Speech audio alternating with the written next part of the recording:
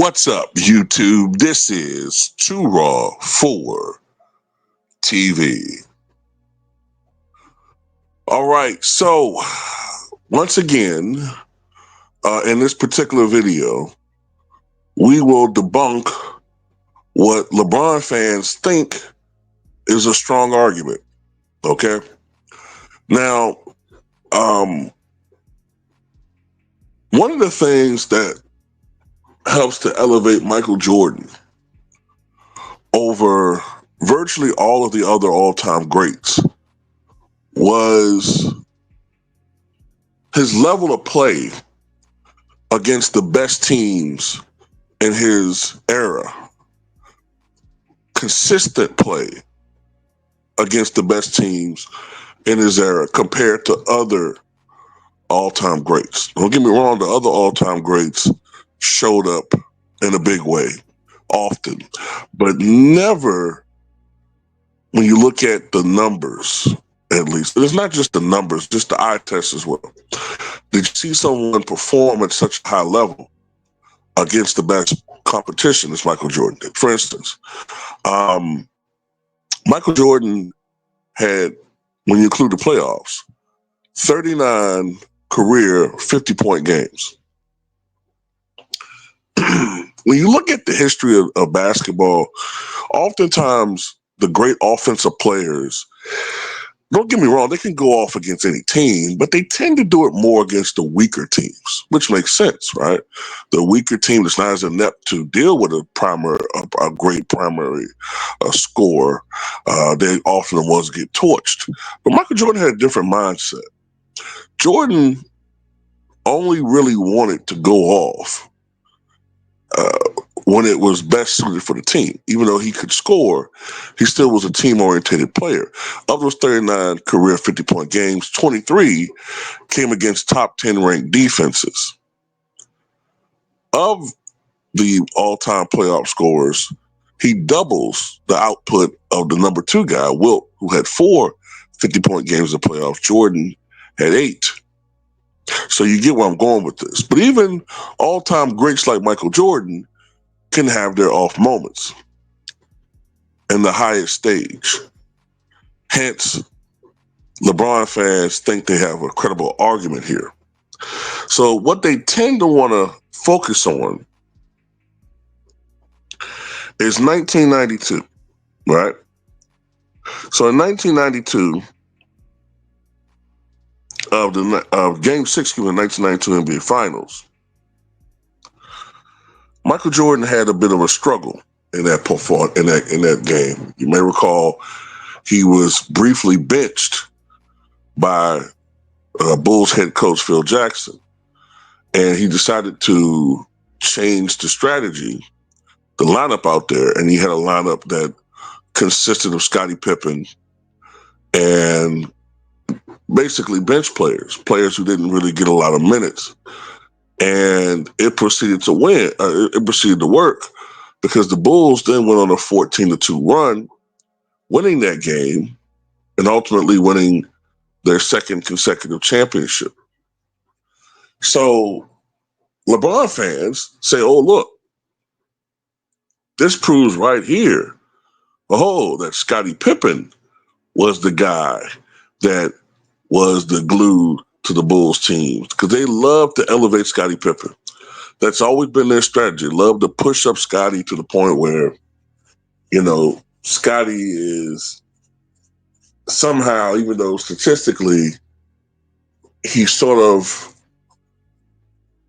equal in some ways to a Mo Williams offensively, who they love to call a bum. Scottie's kind of like almost like a mixture of Mo Williams and Larry Hughes if he was smaller. A really, really, really good player, but, come on. Now, don't get me wrong, Scottie was bigger, which made Scottie more disruptive in the game, especially from a defensive standpoint. But their strategy. So to this I say, wait a minute. Number one, Michael Jordan still scored 35 points that game. Number two, He was only benched for 5 minutes. Number three, if you watch the end of that game, Michael Jordan was key, integral to the victory. He got a steal from a Portland Trailblazers attempted inbound. He got a steal and a score, if you remember watching that game, and not just looking at box scores. So he still was very integral as far as the Bulls winning that game. And in that series, Jordan averaged 35.8 points per game and shot, I believe, something around 53% from the floor for the series. So he was still his magnificent, dominating self. Perhaps what should have happened, LeBron fans, is that back in the 2011 NBA Finals, perhaps it would have benefited Dwayne Wade and Chris Bosh if Eric Spoelstra had benched LeBron James in that series. Definitely in the four quarters. Maybe he should have benched him. Because, unlike Jordan, who averaged 36 points a game in 1992 in the finals, LeBron only averaged 17 points a night, which is the lowest scoring mark ever for an NBA Finals superstar.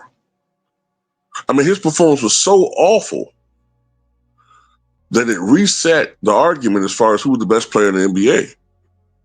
He no longer was considered, along with Kobe, one of the two best players. He had to really prove himself the next year. Now, he got a lot of league help in that finals against the Thunder. All of a sudden, Kevin Durant, who almost never gets into foul trouble, only averaging about 2 fouls a game for his career, all of a sudden now was averaging over 4 fouls per night.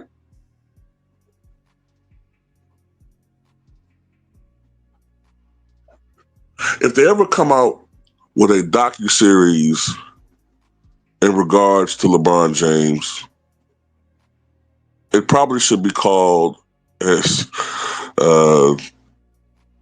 Eric says, a shout out to Eric Bennett for the relationship channel. I forgot to mention at the beginning of the game, beginning of the video.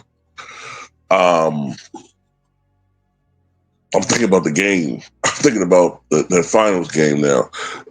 They would just call that series the last flop. I think that's a good name for that series, the last flop. But yeah, that's not a good argument at all. Because if they had benched LeBron, maybe Miami would have won that series. Maybe. I mean, he was awful on both ends of the floor for long stretches, not a 5-minute stretch. And not only that, ladies and gentlemen, how many times have we seen LeBron James throughout his career forcefully stat pad in games and cost his teams, especially the Lakers over the last few years, as he's really gone into shot jack stat pad mode? How many times have we seen him cost his team games, and the media completely ignores it? I distinctly remember when they played a dilapidated, depleted Miami Heat team in 2020 in the infamous bubble. They were predicted to have swept that series. They beat them in 6. One of those games, LeBron James, he literally cost them a victory because he was stat padding at the end, turning the ball over, missing key shots around the rim, forcing the issue offensively, not playing defense, arguing calls, which gave Miami Heat some easy transition buckets, and they won a game that they should have not have won because this guy was stat padding. So you don't really want to go down this dirty road, LeBron James fans, because you're not going to like it. You guys cry enough as it is.